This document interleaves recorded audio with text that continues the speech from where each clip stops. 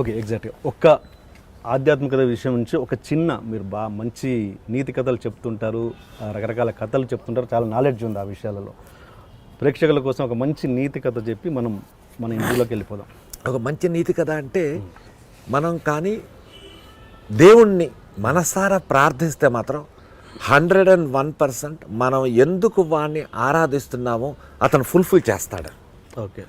ఒక వ్యక్తి తన తాలూకు ఒక చిన్న చార్టర్డ్ ఫ్లైట్లో వెళ్తుండేను. అనుకోకుండా ఆ ఫ్లైట్ ఏదో ప్రాబ్లం వచ్చింది, పొలాల్లో ల్యాండ్ చేశాడు. పొలాల్లో ల్యాండ్ చేసే టైం చూసేసరికి ఆల్మోస్ట్ 4:30 అయిపోయింది సాయంకాలం.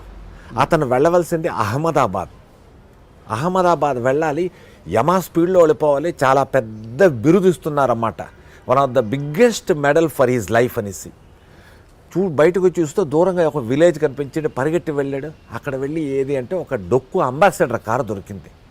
రిక్వెస్ట్ చేశాడు, నన్ను అహ్మదాబాద్ దాకా దింపుతావా అనేసి. అలాగే సార్ దింపుతా అన్నాడు.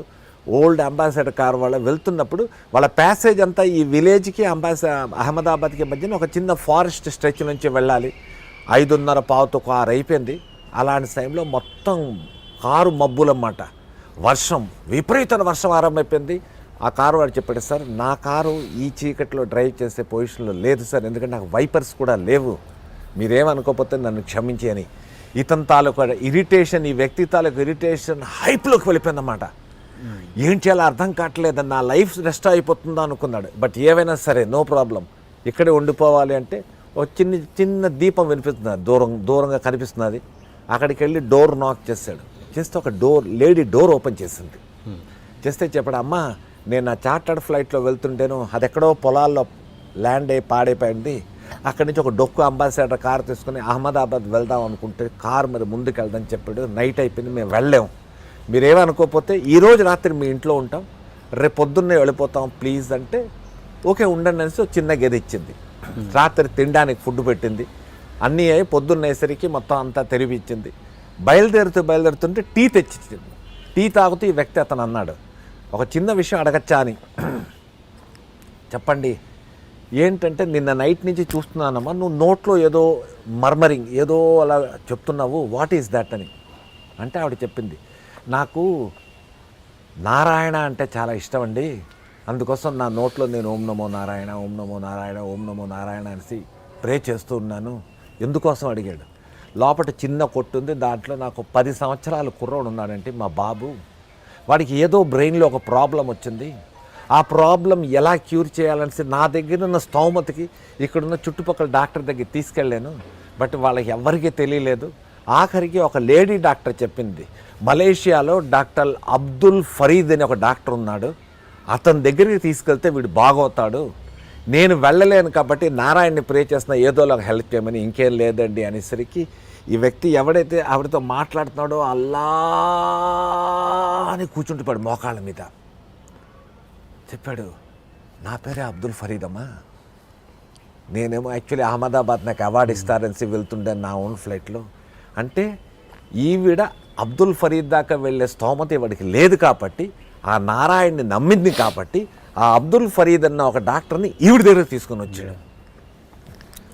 If you believe it, it's really very strong. లేదు ఇవన్నీ ఎగ్జాంపుల్స్ కథల్లాగా చెప్తున్నావు అంటే దానికి చెప్పడానికి లేదు. ఎందుకంటే ఏదైనా స్ట్రాంగ్ స్టాంప్ పడాలి అంటే ఒక ఎగ్జాంపుల్ ద్వారానే వెళ్తుంది, లేకపోతే వెళ్ళదు. అలాంటి దానికే ఇలాంటి stories. And it is a fact. Doctor Abdul Farid అన్న ఒక డాక్టర్ మలేషియాలో ఉన్నాడు. అండ్ ఇంకో విషయం చెప్తాను, ఒక గుజరాతీ డాక్టరు బాంబేలో ఉండేవాడనమాట. అతని గురించి స్టోరీ మొత్తం పడింది. యాక్చువల్లీ హీఈస్ అన్ అథెయిస్ట్. దేవుడు అంటే నమ్మకం లేదు, దేవుడు అంటే అతనికి నమ్మకం లేదు. అలాంటి డాక్టర్ ఏంట్రా అంటే వారం రోజులు ఇండియాలో ఉంటాడు, మిగతా 3 వారాలు బయట తిరుగుతుంటాడు. ఒక లేడీ అనుకోకుండా అతని దగ్గరికి వచ్చింది. ఆ లేడీకి ఒక 8 సంవత్సరాల కూతురు. ఆ కూతురుని తీసుకొని వస్తే he is a heart surgeon, very famous. అతని పేరు ఆనంద్ దేశాయి అనుకుంటా, if I'm not wrong. Check చేశాడు. చెక్ చేసి చెప్పడమ్మా, నీ కూతురికి హార్ట్లో హోల్ ఉంది, దానికి ఆపరేషన్ చెయ్యాలి, నువ్వు ఎస్ అనుకుంటే చేస్తావంటే చెప్పింది.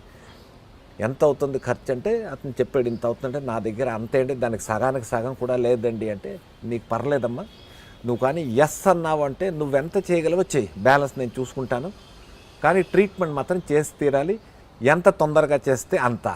ఇంకో విషయం, ఆపరేషన్ చేసిన తర్వాత ఓన్లీ 10% ఛాన్స్, 90% నో ఛాన్స్. నీ కూతురు బతుకుతుంది మాత్రం నేను గ్యారంటీ ఇవ్వలేను, నువ్వు ఆలోచించి రేపు రా అన్నాడు. ఆవిడంది నేను రేపటిదాకా ఎందుకంటే నేను ఇప్పుడే చెప్తున్నాను, మీరు చేసేయండి ఆపరేషన్. ఎలాగో ఆపరేషన్ అనేది కంపల్సరీ అంటున్నారు, లేకపోతే నాకు కూతురు బతకదు అంటున్నారు. అలాంటి మీరు ఆపరేషన్ చేసిన తర్వాత బతుకుతుందా బతకదా అన్నది కూడా చెప్పలేకపోతున్నారు. సో లెటస్ డూ ఇట్ అని ఆవిడ చెప్పింది. ఓకే అన్నాడు, అయిపోయింది. 3 days తర్వాత దానికి ఏవో ట్రీట్మెంట్ అవి చేశాడు. ఆపరేషన్ టేబుల్ మీద తీసుకెళ్తే ఆ పాప పడుకొని ఉంది. పడుకున్నప్పుడు ఇక అది ఇది క్లీనింగ్ చేసే ముందు చెప్పిన అంకల్ ఒక చిన్న మాట, ఏంటి అంకల్ మీరు నా గుండెకాయకు వస్తారు కదా. అవునమ్మా, అయితే ఆ గుండెకాయలోని దేవుడు ఉంటాడు కదా, దేవుడిని నేను హలో అని చెప్పానని చెప్పమంది. అంటే ఇది ఒక చిన్న షాక్. అదేంటమ్మా దేవుడు ఉంటాడు అంటే, లేదు మా అమ్మ చెప్పింది ప్రతి మనిషి తాలూకా హృదయంలో దేవుడు ఉంటాడు అనేసి. అలాగ నాకు అనిపించిందండి హృదయంలో దేవుడు ఉంటాడని. మీరు చూస్తారు కదా హార్ట్ కట్ చేసినప్పుడు వాడిని నేను హలో అని చెప్పాను అనేసి. ఎక్కడో ఇతనికి ఒక చిన్న పిన్ కొట్టిందన్నమాట. ఎనీహౌ ఆపరేషన్ స్టార్ట్ చేశాడు. స్టార్ట్ అయిన 15 minutesకే ఎవ్రీథింగ్ స్టార్టెడ్ డిప్లీటింగ్. అన్నీ కింద పడిపోతున్నాయి, బీపీ పడిపోతుంది, అది పడిపోతుంది, పల్స్ పడిపోతుంది, అన్నీ పడిపోతున్నాయి. అప్పుడు అనదర్ డాక్టర్స్ ఉంటారు కదా, సార్ ఏం చేద్దామంటే, సారీ ఇది వర్కౌట్ అవుతుంది మనకి, కొంచెం సేపు తర్వాత షీఈస్ గోయింగ్ టు కొలాప్స్ అన్నాడు. తన రూమ్లోకి వెళ్ళాడు. He started smoking. తను స్మోక్ చేస్తున్న ఒక 2-3 నిమిషాలు కూడా అవ్వలేదు, సీనియర్ నర్స్ పరిగెట్టుకుంటుంది, డాక్టర్ డాక్టర్ అన్నీ మళ్ళీ everything is picking up, everything is picking up అంటే కమౌన్ అసలు ఛాన్స్ లేదు. మై ఎక్స్పీరియన్స్ ఈజ్ టెలింగ్, ఛాన్సే లేదంటే లేదు పికింగ్ అప్ అన్నారు. అంటే ఆ సిగరెట్ అక్కడ వదిలేసి పరిగెట్టుకుంటూ వచ్చి చూస్తే మళ్ళీ ఏవేవైతే సింక్ అయిపోతున్నాయి మళ్ళీ ఎవ్రీథింగ్ ఈజ్ కమింగ్ అప్. ఇమ్మీడియట్గా స్టార్ట్ చేశాడు, ఆపరేషన్ చేశాడు. Operation is successful. వాడి ఆపరేషన్ ఎప్పుడైతే సక్సెస్ఫుల్ అయిందో అప్పుడు ఎక్కడో కార్నర్లో తన రూమ్లోకి వెళ్ళి కూర్చొని ఆలోచించాడు, హౌ అండ్ వై. ఎస్, అలాంటి డాక్టర్ ఎవడైతే అథెయిస్ట్ దేవుడు అంటే లేనిది పెట్టుకున్నాడో ఇవాళ రోజుల్లో if not wrong Anand Desai అతని పేరు. అతను ఏ పని చేసినా ముందు రాధేకృష్ణ, వాళ్ళ కృష్ణుడే ఎక్కువ అనమాట, రాధేకృష్ణ అనేసి స్టార్ట్ చేస్తాడనమాట. అలాగా human life is a journey, God is the travel agent. He has booked our routes, ఎక్కడెక్కడికి వెళ్ళాలి అని. He has fixed our stations, he has fixed our destinations. Why should not we believe him? దేవుణ్ణి ఎందుకు నమ్మాలి అనేసి మీ అందరికీ ఒక చిన్న విషయం చెప్తాను. మనకున్నాడు అని సంగతి తెలుసు, లేకపోతే మనం పుట్టాం. మనకున్నాడు అని సంగతి తెలుసు, మనం ఎప్పుడు చచ్చిపోతామో మనకు తెలియదు. ఈ జర్నీలో మనం ఎక్కడికి వెళ్తామో, ఎక్కడుంటామో, ఏమిటి చేస్తామో అనేది ముందు నుంచి తెలియదు. మీరు ఏదో ఊర్లో పుట్టుంటారు, ఇవాళ మీరు నేను కలుసుకొని ఐ డ్రీమ్ అన్న ఒక ప్రాజెక్ట్, ఒక ఛానల్ కోసం ఇద్దరం మాట్లాడుకుంటున్నాం. సో ఐఎమ్ సో లక్కీ మీలాంటి ఒక మహానుభావులతో కూర్చొని మాట్లాడడానికి అవకాశం ఇచ్చాడంటే it is in my life. 101% మీరు చేస్తున్న 178 ఇంటర్వ్యూస్లోని అనదర్ మేబీ 179 ఆర్ 180 సత్యప్రకాష్ లాంటి ఒక ఆర్డినరీ పర్సన్తో చేయాలని మీ డెస్టినేషన్లో కూడా రాసేయింది, లేకపోతే ఇది కుదిరేది కాదు. యాక్చువల్లీ మీరే రిఫ్యూజ్ చేస్తారు Satyaprakash, no he is, but it is there. That means మనం ఫ్లైట్లో వెళ్తాం. ఫ్లైట్లో వెళ్ళినప్పుడు ఆ పైలట్ ఎవడో మనకు తెలియదు, కానీ ఫ్లైట్ ఎక్కగానే చక్కగా బెల్ట్లు వేసుకుంటాం, రిలాక్స్గా ఉంటాం. చెన్నైలో టేక్ ఆఫ్ అయింది, హైదరాబాద్ దిగా అమ్మ రిలాక్స్ అయిపోయింది. ట్రైన్ ఎక్కుతాం, ఆ ఇంజిన్లో డ్రైవర్ అవడం మనకు తెలియదు, బట్ హాయిగా మనం దుప్పటి కప్పుకుంటాం, పడుకుంటాం, మన స్టేషన్ దాకానే దిగిపోతాం. సో ఎక్కడైనా యాక్సిడెంట్ అవ్వచ్చు, ఫ్లైట్ ఎక్కడైనా కూలిపోవచ్చు, but we are having a confidence on the driver as well as on the pilot. So వాడు ఎవడో తెలియని ఒక వ్యక్తి అవి డ్రైవ్ చేస్తున్నప్పుడు వాడి మీద మనకు అంత నమ్మకం ఉంటే, ఈ దేవుడు అన్నవాడు మనకన్ని కొన్ని గత ఎన్నో సంవత్సరాలు పుట్టిన నుంచి మనం చూస్తున్నాం కదా, ఉన్నాడు అన్న దాన్ని ఎంతోమంది చెప్తున్నారు కదా. Why should not we believe it? Why should not believe him? నమ్మండి. నమ్మితే మీకు దాంట్లో వచ్చింది బెనిఫిటే కానీ నష్టం లేదు. Have a faith on God but not on superstition. నేను అనేది ఏంటంటే, ఓకే ఇంత గొప్ప సబ్జెక్ట్ ఉండి, ఇంత ఆధ్యాత్మికత ఉండి, ఇన్ని గొప్ప విషయాలు సొసైటీకి చెప్పడానికి ఆరాటపడుతున్న మీరు, ట్రైలర్ చూశాను నేను బాధ్యత రహితంగా. ఎందుకు అంటే మీరు ఒక ఆ లిప్ మూతులు నాకోవడాలు, హీరోయిన్స్ లిప్ కిస్లు, ఇది ఎంతవరకు కరెక్ట్? అంటే మనమేంటో, మన క్యారెక్టర్ ఏంటో అదే మన రిఫ్లెక్షనే మన సినిమా. ఇది మీరు నమ్ముతారా? నమ్మను. ఎందుకు? వై? మన క్యారెక్టర్ ఏంటో మన రిఫ్లెక్షన్ ఏంటో సినిమా అన్నది ఆ ఎరా అయిపోయింది. ఒక ఎరాలో హీరో అన్నది ఇలా ఉంటే అతన్ని ఫాలో అయిన అంటే ఇప్పుడు ఎగ్జాంపుల్ చెప్తాను. సపోజ్ కె విశ్వనాథ్ గారు ఉన్నారు. ఆయన ఏంటన్నది ఆయన సినిమాలు స్వాతి ముత్యం, సాగర సంగమం, ఇవి. ఇప్పుడు ఆర్జీవి గారు ఉన్నారు. క్రైమ్ అంటే ఆయన మైండ్ సెట్ కూడా అలాగే ఉంటుంది. అదే కనబడుతుంది. ఆయన ఇప్పుడు శంకరాభరణం తీయమంటే తీయలేరు. సో అలాగే మనం ఏంటి అన్నది రిఫ్లెక్షన్ సినిమా అన్నది చాలామంది ఒప్పుకుంటారు. మరి మీరు ఎంతవరకు రిఫ్లెక్షన్ అన్నది సినిమా అన్నది చెప్పడానికి బాగుంటుంది. బట్ అంటే మునుపటి విశ్వనాథ్ గారు తీసిన సినిమాలు ఆల్మోస్ట్ 10 years నుంచి లేవు. దానికి ముందు అతను తీసేవారు. అప్పుడు జనాల్లోని అలాంటి సినిమాల్ని ఆరాధించేవారు, ప్రేమించేవారు. కాబట్టి అన్నీ ఒక ఆణిముత్యాలు వచ్చాయి. On the other hand RGV అంటే క్రైమ్ని బేస్ చేసుకొని అతను తీసిన ఎప్పుడైతే ఆరంభం అతను చేశాడో అతనికి ఒక స్టాంపు పడిపోయింది. ఆర్జీవి క్రైమ్తోనే చేయగలడు, అదర్ దెన్ దాట్ చేయలేడు అనేసి. సో అతను మేబీ ఆ ట్రెండింగ్లో వస్తున్నాడు. బట్ ఇవాళ రోజుల్లో ఉన్న ట్రెండింగ్ ఒక సినిమా ఒక ప్రొడ్యూసర్ ఎందుకు తీస్తున్నాడు అంటే, నేను రూపాయి నా సినిమాలో పెడితే నాకు కనీసం ₹1 ప్రాఫిట్ రావాలి అన్న ఉద్దేశంతోనూ తీస్తున్నాడు. నాకేదో అవార్డు కావాలి, బోల్డ్ పేరు కావాలి అన్నది అలాంటి ఒక ఆల్రెడీ ఎస్టాబ్లిష్డ్ అయిన ప్రొడ్యూసర్ తీస్తే పర్లే, అవునా కదా. కానీ ఒక కొత్త ప్రొడ్యూసర్కి ఆడియన్స్ ఈ మధ్యకాలంలో వచ్చిన ప్రతి సినిమా కూడా ఇలాంటి ఒక ట్రెండ్లో ఉన్నప్పుడు అతను నాతో అదే చెప్పాడు, నాకు ఇలాంటి సినిమా తీయగలిస్తేనే తీయి, లేకపోతే వద్దు. సో నాకు అలాంటి నేపథ్యంలో ఒక మంచి స్టోరీని నేనేమో జనాల లోపలికి తేగలను అన్నది ఒక కాన్ఫిడెన్స్ ఉన్న తర్వాత, సో ఇలాంటి 2-3 సీన్స్ ఆ సినిమాలో పెడితే ఇప్పుడున్న యూత్కి అదే అట్రాక్షన్ ఉన్నది, వాళ్ళకి దానికి అదే వస్తున్నారు థియేటర్స్కి, రప్పించుకోగలం అన్న ఒక థియరీలోనే పెట్టేని తప్పిస్తే, if you ask me very sincerely, I'm not happy with this. అంటే మీరు అనుకుంటున్నారు అలా ఉంటే యూత్ చూస్తున్నారు అన్నది మీ భ్రమ. అది మీరు అనుకుంటున్నారు. అది ఇప్పుడు అలా లేని సినిమాలు ఎన్ని. బ్రోచేవారు ఎవర్రా ఉంది, దాంట్లో ఏం లిప్ కిస్లు ఉన్నాయని సినిమా నడిచింది. బ్రోచేవారు ఎవరిలా ఉన్న దీంట్లో ఆల్రెడీ ఒక ఎస్టాబ్లిష్డ్ హీరో ఉన్నాడు, ఎస్టాబ్లిష్డ్ ప్రొడ్యూసర్స్ ఉన్నారు.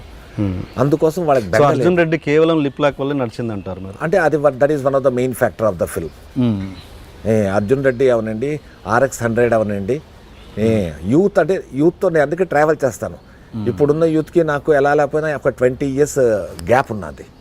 సో ఈ 20 years గ్యాప్ నాకు తెలుసు వాళ్ళకి ఎలాంటి ట్రెండింగ్ కావాలని పిలుస్తున్నాను. పిలిచి మీకు ఎలాంటి సినిమాలు మీరు చూస్తారు అంటే, sir Arjun Reddy extra ordinary sir, RX 100 super sir. So ఇలాంటివన్నీ వాళ్ళు చెప్తున్నారు. అది ఏ రేంజ్కి అయితే వెళ్ళాయో బ్రోచేవారు వల్ల ఆ రేంజ్కి వెళ్ళలేదు. కావాలంటే స్ట్రాటజీ చూస్తే మీకు తెలుస్తుంది. ఫైనాన్స్ వైజ్ అయినా, డబ్బు వైజ్ అయినా, పేరు వైజ్ అయినా, హీరోకి పేరు రావడం అయినా సరే. సో బ్రోచేవారు అన్నది మా మిస్సెస్ చూస్తుంది, తనకి చాలా నచ్చింది ఆ సినిమా. మా పాప చూస్తుంది, చాలా నచ్చింది. నేను చూశాను, నాకు చాలా నచ్చింది. బట్ నాకు ఇప్పుడు నా ఓన్ సొంత సినిమావే ఇది. నన్ను ఇలాంటి దీంట్లో నిజంగా ఫ్రాంక్గా అడిగితే, అంటే మీ లెక్కన ఏంటంటే అవి ఉంటే నడుస్తాయి. ఇప్పుడు RDX 100 అనే తర్వాత ఏదో వచ్చింది, అది RX 100 తర్వాత RDX love something, RDX love అయితే అంతేనా, RDX ఎస్. అది అంతకంటే ఘోరమైన సీన్స్ ఉన్నాయి దాంట్లో. బట్ ఏంటి మీ స్ట్రాటజీ ఏంటి? అంటే అది ఉంటే నడుస్తుందనా, లేకపోతే అది కూడా ఉండాలి సినిమాతో పాటు? ఏమవుతుందా అంటే, ఒక ఎస్టాబ్లిష్డ్ ఆర్టిస్ట్ అనుకోండి, ఒక ఎస్టాబ్లిష్డ్ డైరెక్టర్, ఒక ఎస్టాబ్లిష్డ్ ప్రొడ్యూసర్, 101% నేను ఈ సినిమాలో నెగ్గానంటే నా నెక్స్ట్ సినిమాస్లో ఏది ఇలాంటి ఎలిమెంట్స్ ఉంచను. ఓకే, నేను డెఫినెట్గా ఒక మంచి సినిమాలు తీసే వ్యక్తి అవుతాను. అంటే ఈ సినిమా మంచి సినిమావే. ఎలాగా అంటే కథాపారప్రాయంగా, దీంట్లో ఉన్న ఒక సస్పెన్స్ థ్రెడ్, ఒక థ్రిల్లరు, ఇవన్నీ డెఫినెట్గా మంచివే.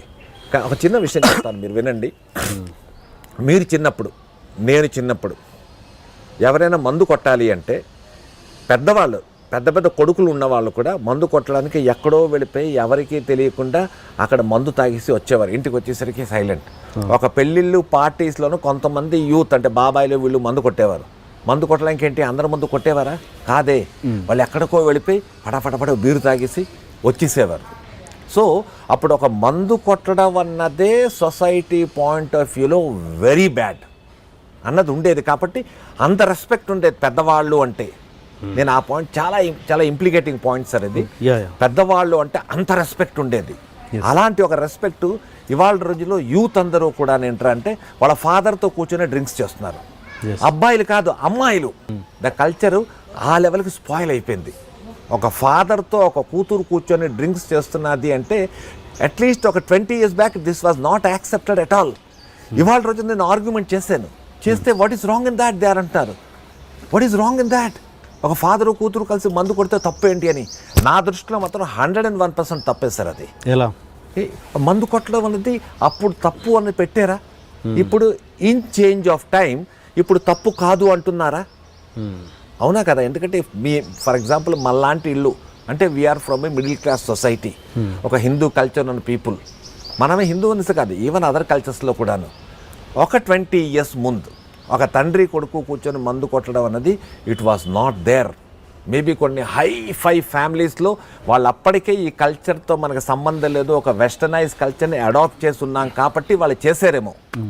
But in general 90% of the Indian culture, I'm talking only about our country, I'm not talking about the whole world. మన దేశంలో మాత్రం ఇట్ వాజ్ నాట్ దేర్. అది ఉండకూడదు కూడా.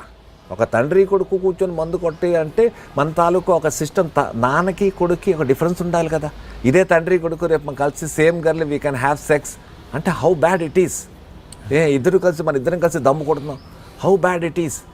లేను కానీ ఇప్పుడు అంతలాగా వచ్చేసింది. ఇంకో విషయం చెప్తాను, నేను ఎన్నో పెద్ద పెద్ద పార్టీస్లో చూశాను సార్. ఫాదర్ వస్తాడు, కూతురు వస్తుంది, వైఫ్ వస్తుంది, వాళ్ళు వేసుకున్న ఎక్స్పోజింగ్ డ్రెస్సెస్, ఒక కూతురు వేసుకున్న డ్రెస్సెస్ మనకి ఒక సంప్రదాయం ప్రకారంగా శుభ్రమైన డ్రెస్సులు ఇచ్చాడు, హాఫ్ సారీ ఇచ్చాడు, చీరలు ఇచ్చాడు, చుడీదార్లు ఇచ్చాడు. ఇవన్నీ ఏంట్రా అంటే ఒక అమ్మాయి అన్న దాన్ని తను బాగా దాచిపెట్టుకొని ఉంచుకోగలదు. She can look more beautiful into that.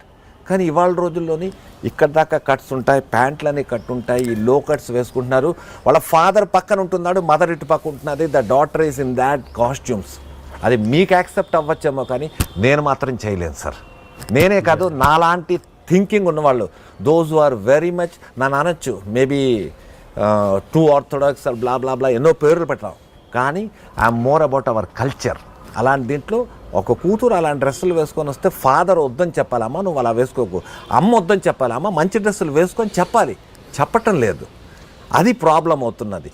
అలాంటి వాళ్ళకి ఇలాంటి సినిమాలు నచ్చుతాయి అన్నది యూత్ అన్న వాళ్ళు స్పెసిఫై చేశారు కాబట్టి ఇలాంటి సినిమాలు తీస్తున్నాను. నేనే కాదు, ఎవరైనా సరే.